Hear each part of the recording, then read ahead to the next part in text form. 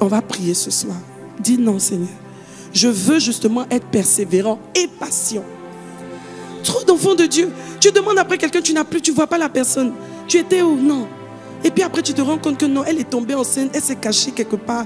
Et puis elle est revenue. Non, la vie là, dans le Seigneur, ce n'est pas les cache-cache. On doit être vrai. Il y a une situation, on confronte, on présente ça au Seigneur. Et puis le Seigneur nous aide à en sortir. C'est tout. Tu peux être à l'église avec ta grossesse. Et puis laisser Dieu lui-même t'enseigner pendant cette situation et devenir quelqu'un d'extraordinaire. Mais quand tu fuis comme ça, tu donnes accès à qui? Pourquoi pas? Pour ne pas que les gens te voient et tu reviens. Mais un jour, tôt ou tard, on va savoir ce qui s'est passé. Arrêtons de jouer, tu vois. Arrêtons. Soyons vrais. Ayons la révélation des choses spirituelles, s'il vous plaît. Mes frères et sœurs, ce n'était même pas prévu. Oui, le nom que nous avons, c'est le nom du temple de la foi. Parce que ici, Dieu s'est assuré que toute personne qui entre devra développer et faire grandir sa foi. Prions le Seigneur, rendons grâce à Dieu. Rendons grâce à Dieu parce que la foi est une clé indispensable. La foi est incontournable. Et ici, au temple de la foi, nous recevons la parole de Christ.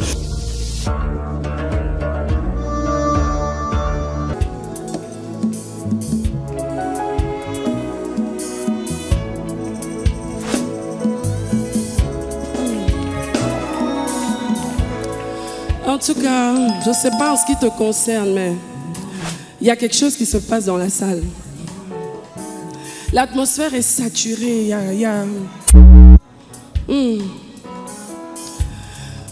Oh Seigneur, ce mercredi miracle, merci pour l'agenda divin. Merci pour ce premier jour de jeûne, merci pour l'agenda divin. Merci pour ton serviteur, le révérend Raoul Wafo, pour l'agenda divin. Merci pour la sensibilité. Merci, merci Seigneur. Merci pour ce que tu t'apprêtes à faire ici, au travers de cet hôtel. À partir d'ici, dans chacune des vies connectées à cet hôtel, en présentiel ou en distanciel. Seigneur, ce soir, nous reconnaissons ta présence. Nous apprécions ta présence. Nous révérons ta présence. Nous nous inclinons devant ta présence. Nous reconnaissons que tu es au milieu de nous, Seigneur. Hey, le grand Dieu, le grand Dieu.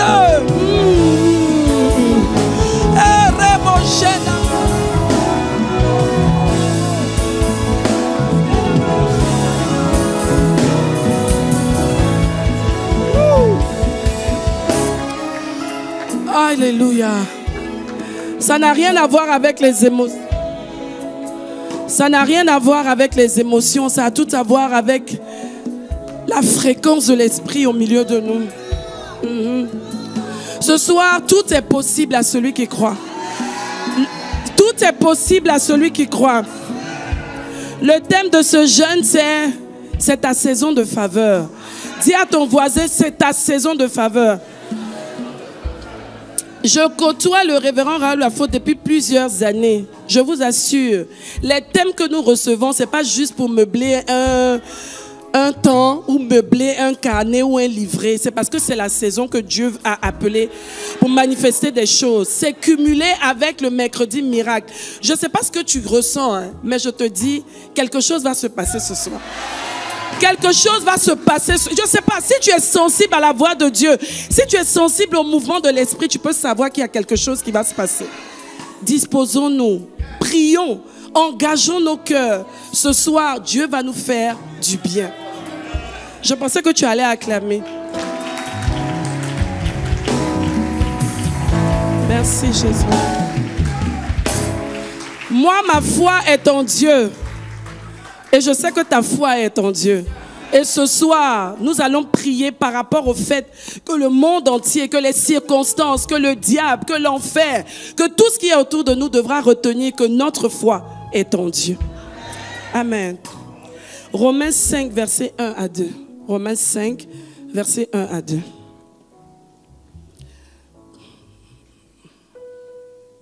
Étant donc justifiés par la foi, nous avons la paix avec Dieu par notre Seigneur Jésus-Christ. Amen. À qui nous devons d'avoir eu par la foi, accès à cette grâce dans laquelle nous demeurons. Nous demeurons dans la grâce que nous avons obtenue par le salut, par l'œuvre que Jésus-Christ a accomplie à la croix. Nous avons saisi cette grâce par la foi et nous avons décidé de demeurer dans cette foi, dans laquelle nous demeurons fermes. Nous demeurons fermes, pas vacillants. Nous demeurons fermes et nous nous glorifions dans l'espérance de la gloire de Dieu. Voici ce à quoi nous avons décidé, nous, d'exposer et d'engager nos vies, en fait. Parce que nous avons décidé de croire en ce Dieu qui a commencé une belle œuvre dans nos vies et qui, lui seul, saura la parfaire avec notre collaboration par la foi. La grâce est une faveur, c'est vrai. On parle de faveur, la grâce que nous avons tous les jours, depuis le salut jusqu'à aujourd'hui. Nous manifestons ainsi la faveur de Dieu, à laquelle on a eu accès par la foi. Tout ce qui vient de Dieu est accessible par notre foi. Même quand Dieu promet de très grandes faveurs, l'accès, c'est la foi, la confiance en Dieu. Sinon, si nous n'avons pas la foi, en cette saison-là, certains vont avoir des témoignages époustouflants et ça va passer sous le nez de certains sans que, comme si de rien n'était. Pourquoi? Parce qu'on n'a pas cru en ce que Dieu était en train d'annoncer. Amen. Dis, ça ne sera pas mon partage. Ce soir, on va rendre grâce à Dieu. Premier sujet, rendre grâce à Dieu le Père au nom de Jésus pour la saison de faveur dans laquelle nous sommes. Si nous le reconnaissons, apprécions déjà ce que Dieu s'apprête à faire. Ou même qu'il a commencé à faire, mais qui n'est peut-être pas encore visible par nos yeux physiques, mais qui est déjà en train de commencer à prendre lieu. Rendons grâce à Dieu. Rendons grâce à Dieu ce soir. Élevons nos voix et rendons grâce à Dieu qui a décidé en cette saison de nous faire entrer dans quelque chose de favorable, de nous faire entrer dans ses faveurs, dans ses grâces. On est dans un agenda qui est bénéfique pour nous, qui est favorable pour nous, qui est bon pour nous, qui est précieux pour nous. Nous ne voulons pas passer à côté, Seigneur. Nous reconnaissons bien que ton agenda en cette saison est favorable et nous voulons entrer dans cette vague de faveur, nous plonger dans ce lac de faveur au nom suprême de Jésus. Nous te rendons grâce ce soir. Nous bénissons ton nom. Tu vas élever ta main droite et tu vas dire, Père, je te rends grâce ce soir pour cette saison de faveur dans laquelle tu me fais entrer. Je reconnais que tu as pour moi des projets de paix et non de malheur, afin de me donner un avenir et de l'espérance. En toi, j'ai mis ma foi et la confusion ne sera jamais, jamais, jamais mon partage. Au nom de Jésus, Amen. Amen. Amen. Romains 10, verset 17. Ainsi, la foi vient de ce qu'on entend. Gloire à Dieu que nous entendons. Et ce qu'on entend vient de la parole de Christ. Gloire à Dieu, ici, nous entendons les paroles qui viennent de Christ. Donc, il n'y a aucune raison que nous manquions de l'élément qu'il faut pour que nous puissions entrer justement dans cette saison de faveur. Parce que ici, notre foi est nourrie. Nous avons écouté des messages, nous avons lu des passages bibliques qui nous ont amenés justement à développer, à réaliser que Dieu était digne de confiance et qu'il était le seul d'ailleurs qui pouvait recevoir toute notre confiance. Nous allons rendre grâce à Dieu, le Père, au nom de Jésus, pour la foi qui nous vient de sa parole qui est disponible ici au temple de la foi. Oui, le nom que nous avons, c'est le nom du temple de la foi. Parce que ici, Dieu s'est assuré que toute personne qui entre devra développer et faire grandir sa foi. Prions le Seigneur. Rendons grâce à Dieu. Rendons grâce à Dieu parce que la foi est une clé indispensable. La foi est incontournable. Et ici, au temple de la foi, nous recevons la parole de Christ. Nous recevons la connaissance révélée qui nous donne de grandir dans la connaissance de Dieu, qui nous donne de grandir dans notre confiance en notre Dieu. Père, nous te rendons grâce ce soir pour la parole de vérité qui est disponible, qui est là à profusion, Seigneur, qui est disponible, oh Dieu, à tout moment pour nous, pour développer en chacun d'entre nous la foi. Oui, la foi vient de ce qu'on entend et nous entendons ta parole. Alors notre foi grandit, notre foi est développée, elle est bâtie en toi, au nom suprême de Jésus. Merci notre Dieu, merci notre Père. Merci notre Dieu. Nous bénissons ton nom pour cette plateforme de bénédiction, de croissance spirituelle, une plateforme qui bâtit les foi ici et ailleurs, partout dans le monde entier. Nous te rendons toute la gloire. C'est une grâce et nous la reconnaissons comme telle au nom suprême de Jésus. Amen. Il n'y a pas meilleur moyen de vivre la foi de Dieu qu'en étant agréable à Dieu. Or, la foi, elle est la voie d'excellence qui nous rend agréable à Dieu. Pour recevoir les faveurs de Dieu, il faut que tu puisses te distinguer par des attitudes, par un comportement qui donne à Dieu d'avoir un regard favorable sur ta personne. Et la voie par excellence, c'est la foi. Dis à ton voisin, la voie par excellence, c'est la foi. C'est la foi. Donc la saison de faveur dans laquelle nous sommes, nous pouvons justement la provoquer par notre manière de vivre qui est agréable à Dieu. Nous devons être agréables à Dieu. La Bible dit dans Hébreux 11, verset 6, « Or, sans la foi, il est impossible de lui être agréable. » Or, sans la foi. Donc, c'est la foi qui nous donne d'être agréable à Dieu et de vivre comme Dieu le veut. Car il faut que celui qui s'approche de Dieu croit que Dieu existe et qu'il est le rémunérateur de ceux qui les cherchent. Tu as pris un temps comme celui-là, tu es venu dans sa présence, tu t'es connecté pour pouvoir être en connexion avec cet autel et tu crois que Dieu est là et Dieu va le faire. Il va faire quelque chose pour toi. Tu ne pourras pas repartir d'ici comme tu es venu au nom de Jésus. Tu diras, oui, j'ai la foi en Dieu, super. Mais quelle est la raison pour laquelle Dieu t'appelle et te demande d'avoir confiance en lui? Quand Dieu te demande d'avoir confiance en lui, il te demande d'avoir confiance en lui par rapport à quelque chose qu'il te demande de faire. Mais pourquoi Dieu nous appelle en fait? Pourquoi il nous demande d'avoir confiance en lui? Pourquoi il nous appelle? Ce sont ces genres de questions qu'on doit se poser. Dieu ne m'appelle pas ou ne t'appelle pas seulement pour être béni. Non. Dieu nous appelle d'abord pour le servir. Dieu nous appelle d'abord pour le servir. Il dit que c'est une saison favorable. Gloire à Dieu, favorable. Mais dans cette saison favorable-là, il va distinguer ceux qui le servent de tout leur cœur. C'est le service qui entraîne justement, qui démontre justement le cœur d'un enfant vis-à-vis de son père. Donc ce soir, nous allons prier, pas juste pour avoir. Il y en a, c'est vrai, on a dit saison de faveur, tu as dit oui, oh là là, je vais glaner les bénédictions, mais on va creuser un peu plus. Avant de glaner les bénédictions, pourquoi est-ce que Dieu nous appelle? Il nous appelle et la bénédiction est la conséquence de l'appel. Quand Dieu nous appelle et que nous répondons à son appel pour le service, c'est là justement que la bénédiction arrive. Si j'oriente mal les choses, si tu orientes mal les choses, si nous orientons mal les choses et que nous venons à Dieu juste pour être bénis et non le servir, nous allons passer à côté de cette faveur que Dieu annonce. Mais si nous venons à Dieu pour le servir, la bénédiction va nous accompagner. La bénédiction va être notre partage. La faveur de Dieu arrive toujours pour ses intérêts. Dis à ton voisin, la faveur de Dieu arrive pour ses intérêts. La faveur de Dieu n'arrive pas parce que je veux prouver quelque chose à quelqu'un. La faveur de Dieu n'arrive pas parce que je suis en compétition avec quelqu'un. Non. La faveur de Dieu arrive parce que je suis en train de poursuivre ses intérêts. Et aussi longtemps que les intérêts du Seigneur sont en train d'être poursuivis, Dieu me donne justement sa grâce.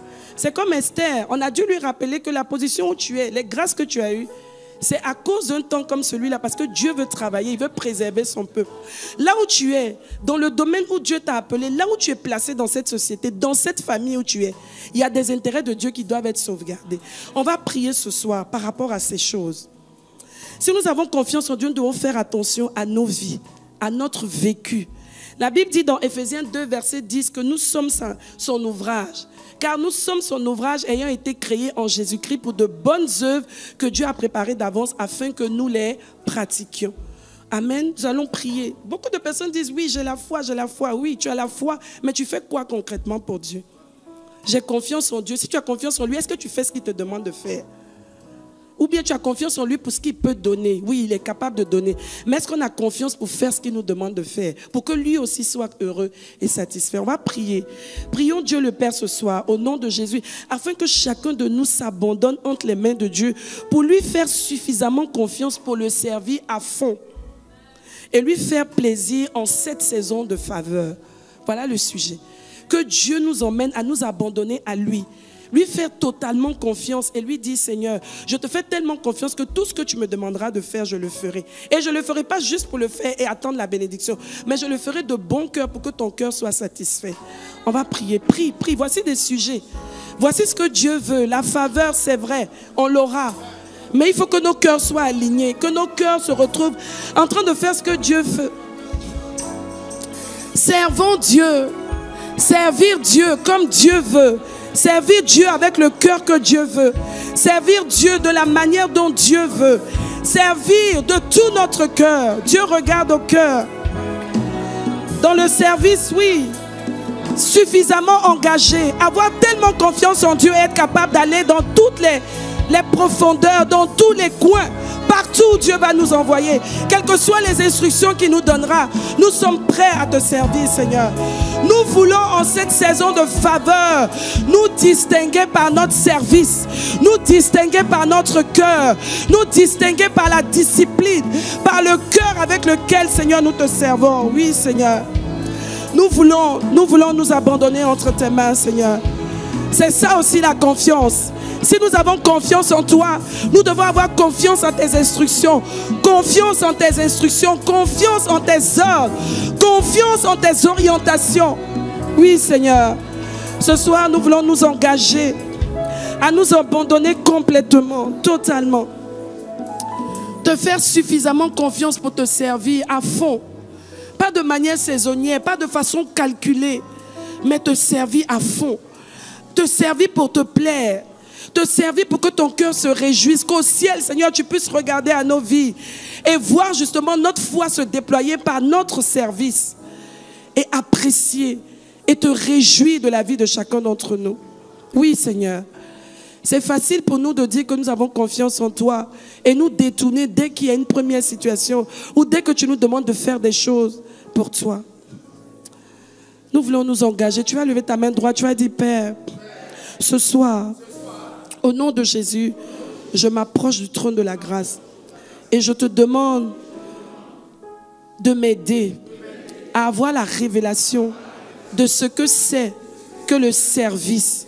Servir Dieu, là où je suis, avec les aptitudes que j'ai, les dons, les talents et tout ce que tu me demandes, que je puisse de tout cœur adhérer, m'engager à fond, sans murmure, sans vaciller, pas de façon saisonnière, mais à fond, à tout moment, quelles que soient les circonstances, au nom de Jésus.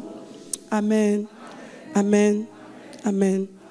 Nous démontrerons ainsi notre confiance en notre Dieu. Dans le service de Dieu, on va rencontrer des moments difficiles, d'extrême difficulté. C'est incontournable. Parce qu'à un moment donné, il faut que Dieu aussi puisse avoir la preuve que nous ne sommes pas là par calcul, mais que nous sommes là pour lui. Et c'est souvent dans les moments difficiles que Dieu peut tester vraiment notre amour ou même notre confiance, notre foi en lui. Dieu va tester notre cœur, il va tester notre fidélité. Il va nous faire passer par des situations qu'on n'aurait jamais pensé qu'il pouvait nous laisser, dans lesquelles il pouvait nous laisser passer. Il va s'arranger pour que souvent on soit même dans des situations qui sont complètement contraires à ce qu'il nous a dit. Il veut juste voir notre attitude. Ça ne va pas nous tuer, mais Dieu peut permettre juste pour tester notre cœur et notre fidélité et notre confiance. Et dans ces moments-là, c'est là où Dieu va voir la résilience, la persévérance justement qui émane de la confiance que nous avons en lui. La Bible dit dans Hébreux 10, versets 36 à 39. Car vous avez besoin, non, car nous avons besoin de persévérance, afin qu'après avoir accompli la volonté de Dieu, nous obtenions ce qui est promis. Encore un peu de temps, celui qui doit venir viendra et il ne tardera pas. Et mon juste, où est le juste du Seigneur? Et mon juste vivra par la foi. Mais s'il se retire, mon âme ne prend pas plaisir en lui. Amen. Verset 39. Nous ne sommes pas de ceux qui se retirent pour se perdre, mais de ceux qui ont la foi pour sauver leurs âmes. Nous sommes de ceux qui ont la foi pour aller jusqu'au bout, quelles que soient les circonstances. Nous allons prier Dieu le Père ce soir au nom de Jésus, pour que dans les moments difficiles, écoutez bien, nous n'ayons pas à tomber dans les mauvaises remises en question. Parce que quand ça va mal, c'est là où les gens commencent à se poser les questions. Est-ce que c'est Dieu qui m'avait parlé? Est-ce que c'est même la bonne église où je devais être? Est-ce que le pasteur là, il est encore loin? Est-ce que cette église-là, même la puissance de Dieu est encore à l'œuvre? C'est là où on remet. Mais il ne faut pas faire les mauvaises remises en question. Il faut les bonnes remises en question. Il faut plutôt avoir l'intelligence de remettre en question notre attitude de cœur. Et puis se demander à soi-même, est-ce que je sers Dieu comme il veut? Est-ce que je suis agréable à Dieu? Qu'est-ce que Dieu veut m'enseigner au travers de cette situation? Qu'est-ce que je dois prendre ici? Quelle est l'école par laquelle Dieu est en train de me faire passer? Plutôt que de jeter la pierre ou de chercher les boucs émissaires. Et c'est pour ça que souvent on est frustré. Parce que le problème, ce n'est pas l'église. Tu changes d'église, change. Et rien ne se passe. Change de pasteur, rien ne se passe. Tant que le cœur, Dieu n'a pas traité avec le cœur, tu vas faire toutes les églises, ça ne va pas marcher. Parce que Dieu peut te bénir même là où il n'y a pas de pasteur. Je veux dire, le Seigneur passe par ses serviteurs, c'est vrai, mais Dieu peut te bénir. Je veux dire, dans Élie au torrent, il y avait qui? Il y avait la promesse que Dieu lui avait faite. Il est allé, le corbeau est venu. Donc quand tu es agréable à Dieu, même si tu te retrouves dans un endroit où tu n'es même plus connecté au temps pendant même un mois, la grâce de Dieu va te poursuivre. La faveur de Dieu va se manifester dans ta vie, là où tu es. Et tu peux être même ici au nez du pasteur. Il impose les mains tous les jours sur toi et rien ne se passe. C'est le cœur. La clé, c'est le cœur rattaché à Dieu pour ses intérêts, pour le servir. Jean 16, verset 33. Je vous ai dit ces choses afin que vous ayez la paix en moi. Jean 16, 33. Vous aurez des tribulations. Dis à ton voisin, il y aura des tribulations. Mais je prendrai courage parce que Jésus a vaincu le monde. Et il a fait de moi un plus que vainqueur. Nous allons prier Dieu le Père ce soir au nom de Jésus pour toutes les personnes qui passent par des moments difficiles et qui se disent, oui, on parle d'une année de grande faveur. Depuis le mois de janvier, je n'ai même pas encore vu de faveur. C'est plutôt le contraire. Tu es bien positionné justement pour voir la gloire de Dieu. Parce que ça va te donner d'avoir un témoignage tellement croustillant que quand tu vas le donner, toi-même, tu vas te demander comment Dieu a pu faire ce qu'il est en train de faire. On va prier ce soir. Peut-être qu'il y a des personnes en ce moment, mais même par rapport au thème du jeûne, qui se sont dit, non, moi, les 3 jours là, je ne suis pas concernée, je vais rester à la maison. Tu fais mal, tu es connecté, tu fais mal. On va prier ce soir. Que ces personnes-là, justement, puissent réaliser qu'elles ont besoin de résilience. Si Dieu leur a parlé, ce n'est pas le moment de remettre tout en question. Bien au contraire, c'est le moment de démontrer à Dieu qu'on a confiance à la première parole qu'on a entendue. Prions le Seigneur ce soir. Prions notre Dieu.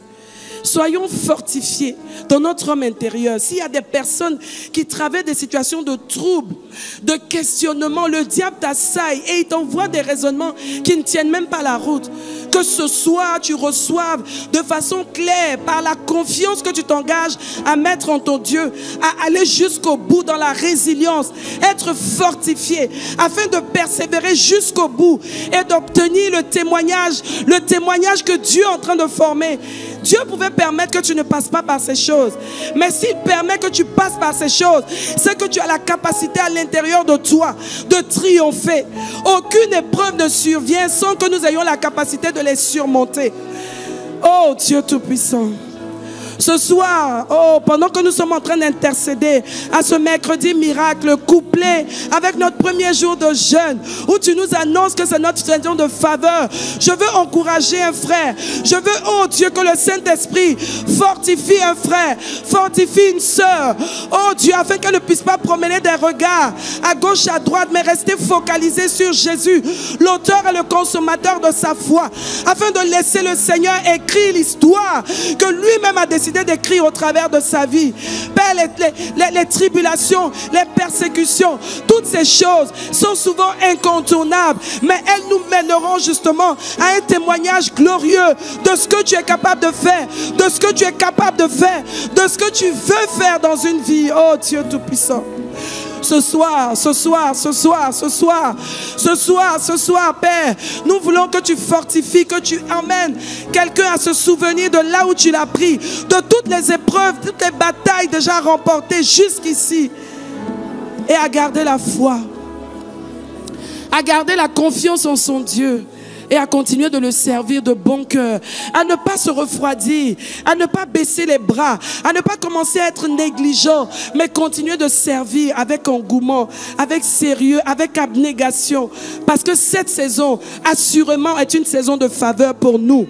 Oui, Seigneur, nous le recevons comme tu nous l'as dit, et nous le vivrons comme tu nous l'as dit. Tu n'es pas un homme pour mentir, ni le fils d'un homme pour te repentir. Ce que tu dis, tu l'accomplis et tu l'accomplis certainement. Merci Seigneur.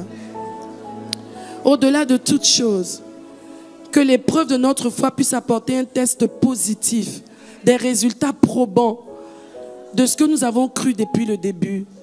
Et que la première situation, la première épreuve, la première bataille ne nous emmène pas à baisser les bras ou à tout remettre en question. Au nom de Jésus. Romains 5, versets 3 à 5.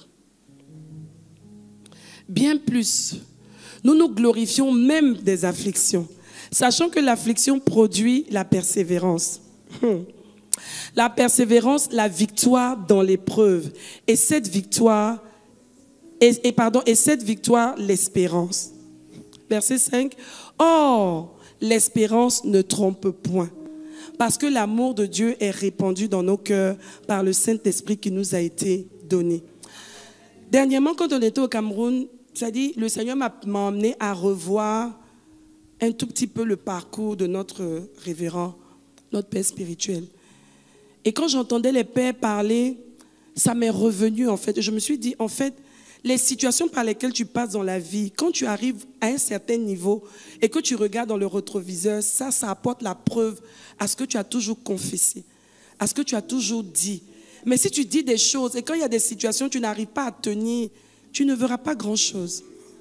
Le révérend a dormi ici à la gare Steve. Aujourd'hui, il ne dort pas à la gare Steve. Mais je veux dire, tout ce parcours-là, et il y a un des pères qui disait, c'est-à-dire il a eu l'audace de croire et d'annoncer des choses qui paraissaient même risibles. On pourrait se dire, toi tu peux dire, attends, mais il faut croire. Et tu crois au moment où personne, où tes circonstances, rien ne présume, n'annonce, ne présage que ça va arriver. Mais tu le crois tellement. Et pendant que tu le crois, tu traverses des situations qui sont complètement contraires, mais tu le crois. Et tu continues de confesser. Et tu continues de confesser. Le temps passe, les gens se disent, non mais attends, il faut arrêter toi aussi. Tu dis, non, je crois. Et Dieu va permettre, même si c'est 1 an, 2 ans, 3 ans, 10 ans, un jour, les gens verront ce que tu as confessé. En fait, on dit qu'on est persévérant, mais beaucoup d'entre nous, on n'est pas du tout persévérant. Pas du tout. Et on veut des gros témoignages. Oh, moi aussi, je suis là depuis, je ne témoigne pas. Mais tu vas témoigner quoi?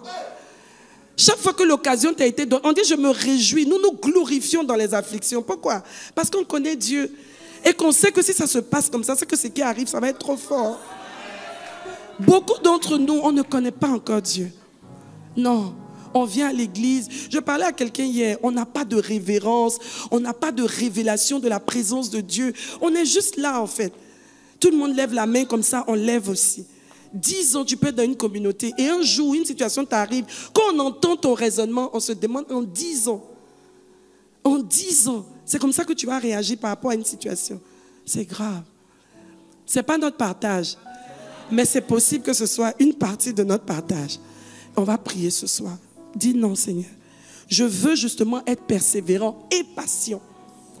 Trop d'enfants de Dieu. Tu demandes après quelqu'un, tu n'as plus, tu ne vois pas la personne. Tu étais où? Non. Et puis après, tu te rends compte que non, elle est tombée enceinte, elle s'est cachée quelque part. Et puis elle est revenue. Non, la vie là, dans le Seigneur, ce n'est pas les cache-cache. On doit être vrai. Il y a une situation, on confronte, on présente ça au Seigneur. Et puis le Seigneur nous aide à en sortir. C'est tout. Tu peux être à l'église avec ta grossesse et puis laisser Dieu lui-même t'enseigner pendant cette situation et devenir quelqu'un d'extraordinaire. Mais quand tu fuis comme ça, tu donnes accès à qui? Pourquoi? Parce pour ne pas que les gens te voient et tu reviens. Mais un jour, tôt ou tard, on va savoir ce qui s'est passé. Arrêtons de jouer, tu vois. Arrêtons. Soyons vrais. Ayons la révélation des choses spirituelles, s'il vous plaît. Mes frères et sœurs, ce n'était même pas prévu. Arrêtons.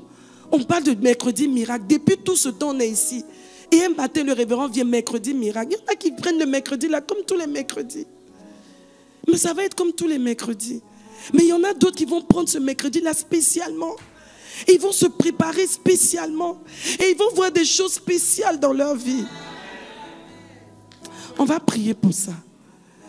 Persévérant et patient. Pour être persévérant et patient dans le Seigneur, il faut avoir la révélation de qui est Dieu. Il faut avoir la révélation des choses spirituelles. Sinon, tu ne peux pas. Tu vas craquer. Et le diable va dire, je t'avais dit que celle-là ne pouvait pas s'en sortir. Prions le Seigneur.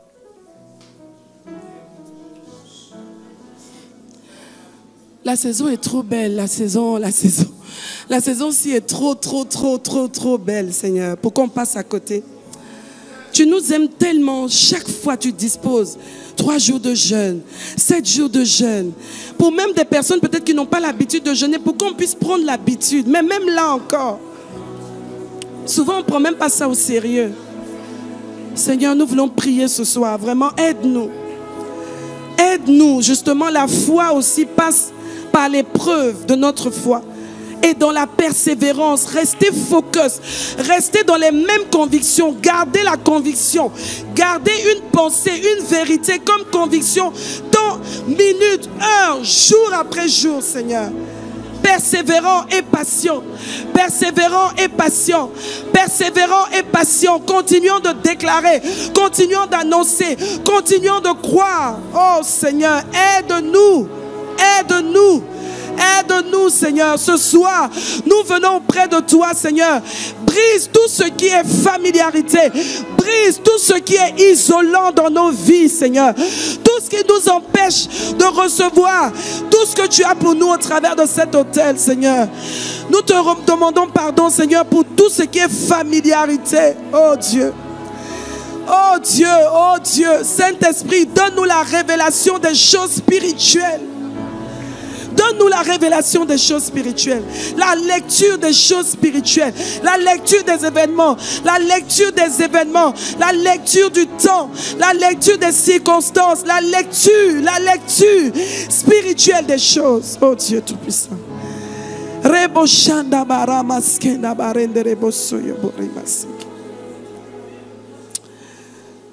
Oh Seigneur, tu vas lever ta main droite, tu vas dire, Seigneur, le Saint-Esprit que tu as mis en moi est venu me conduire dans toute la vérité spirituelle des choses.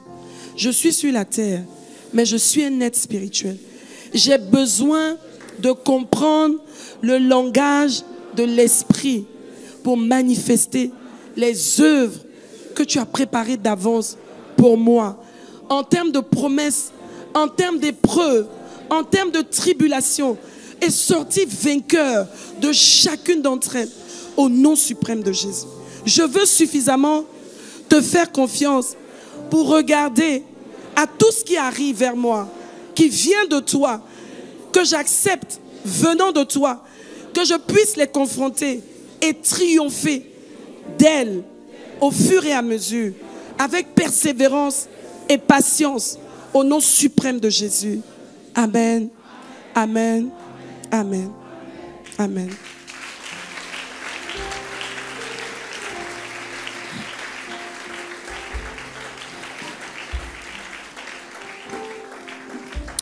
Le fait de garder la foi en Dieu, justement,